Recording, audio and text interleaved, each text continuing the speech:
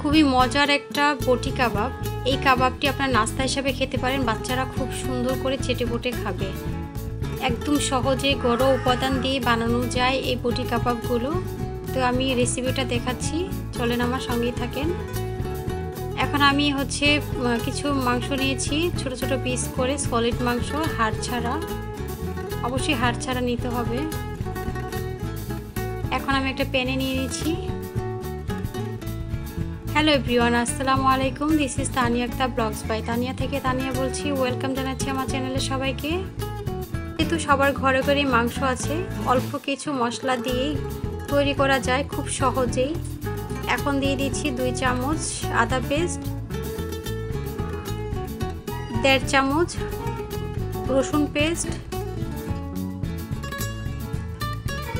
এখন দিব সামান্য একটু পেঁয়াজ বাটা। এটা অপশনাল, আপনারা না দিলেও দিতে পারেন, কারণ গ্রেভিটা খুব সুন্দর হয়, তাই আমি দিয়েছি।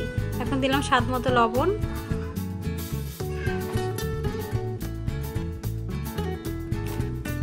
এক চামচ মরিচের গুঁড়া, 1 চামচ ধনিয়ার গুঁড়া, 1 চামচ গরম মশলার গুঁড়া,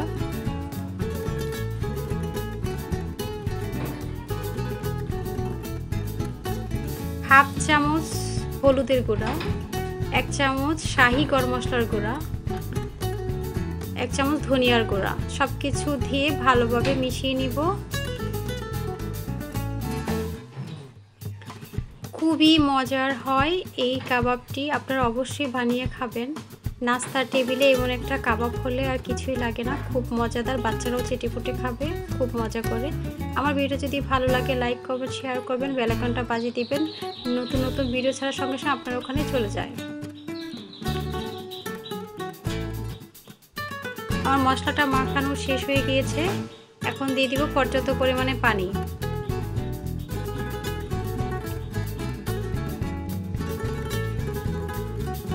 পানিটা দিয়ে ভালোভাবে মিশিয়ে নিব মশলার সঙ্গে।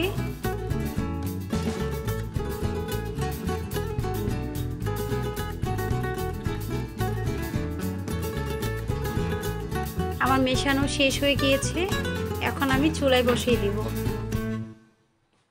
চুলায় বসিয়ে দিয়ে সিদ্ধ করে নিব, একদম পানিটাকে শুকিয়ে মাখা মাখা করে নিব। এখন ঢাকনাটা ঢেকে দিব।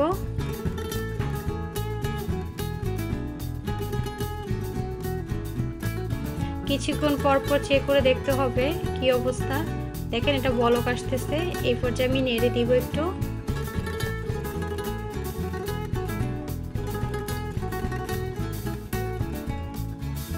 আমরা তো সবসময় একই রকম ভাবে রান্না করে খাই গরু মাংস, একটু নতুন নতুন করে খেলে একটু অন্যরকম হয়, ভালো লাগে খেতে।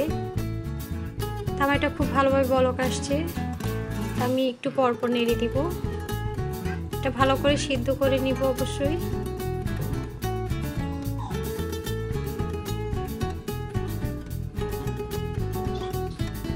দেখেন অনেকটাই পানি কমে গিয়েছে, প্রায় সিদ্ধ হয়ে গেছে 80%-এর মতো। যদি আপনারা পানি পর্যাপ্ত করে দেওয়ার পর সিদ্ধ না হয় তাহলে আর একটু দিতে পারবেন, বাট আমার এটা লাগবে না, আমার এটাতেই হয়ে গিয়েছে। অনেকটাই শুকিয়ে গিয়েছে, তেল উপরে বেশি উঠেছে। আর একটু গ্রেভিটা একদম গায়ে গায়ে লেগিয়ে নিব, একদম শুকনো করে নিব।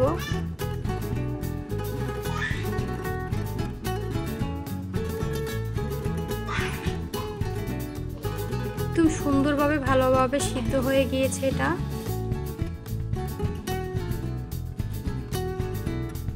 কতটা সুন্দর হয়েছে, মনে হয় কি এখনই খাওয়া যাবে।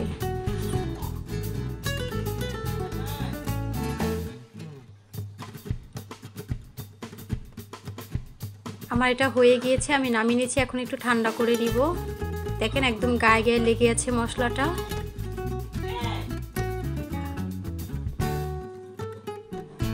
অনেক সুন্দরভাবে আমার এটা ঠান্ডা হয়ে গিয়েছে। দেখেন একদম মশলাটা গায়ে গায়ে লেগে গিয়েছে। এই পর্যায়ে আমি ভাজার জন্য কুটিং করে নিব। এখন দিয়েছি 2 চামচ লেবুর রস, 1 চামচ চিলি ফ্লেক্স, এটা আপনাদের স্বাদ মতো দিবেন, যেমন ঝাল খাবেন ওরকমই। এখন হচ্ছে ধনিয়া ক্রাশ করে নিয়েছি আধা ভাঙ্গা করে, সেটা দিয়ে দিলাম, কারণ এটা স্মেলটা খুব সুন্দর আসে ভাজার পর, দেখতেও সুন্দর লাগে, খেতেও মজা হয়। সামান্য একটু লবণ দিয়েছি, লবণটা একটু লাগবে। এখন দিয়েছি কুডিংয়ের জন্য 2 চামচ কর্নফ্লাওয়ার। আপনারা চাইলে এখানে কর্নফ্লাওয়ারের পরিবর্তে বেসন বা ময়দা দিতে পারেন, বাট আবার কর্নফ্লাওয়ার দিয়েছি। কুডিং করে নিব, ভালো করে মিশিয়ে নিব সবগুলো মাংসের সঙ্গে।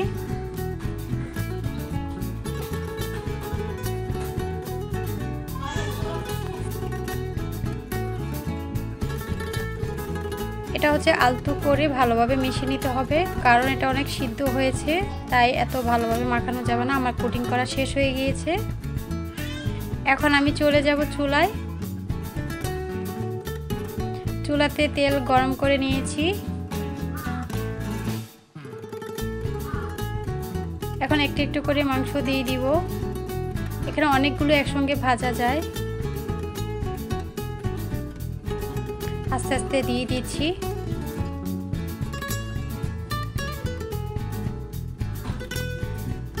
আর এটা খুব সহজে দ্রুত হয়ে যায়, সময় লাগে না ভাজতে, কারণ যেহেতু সবগুলোই কুক করা আগে থেকেই। এখন উল্টে পাল্টে দিচ্ছি।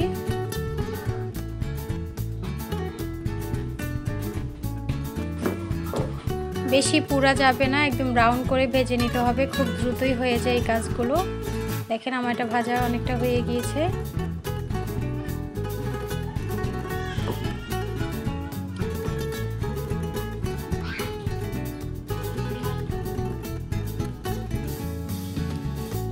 উল্টে পাল্টে ভেজে নিতে হবে। দেখেন কতটা সুন্দর এবং লোভনীয় হয়েছে আমার ভাজাটা। বিকেলে কিংবা সন্ধ্যায় এই মাংসের বটি কাবাবগুলো খেতে পারেন, খুবই মজার হয়। নাস্তা হিসেবে একদম দারুণ এবং দুর্দান্ত হবে। এখন আমি ছাঁকনি দিয়ে তুলে নিচ্ছি সবগুলো।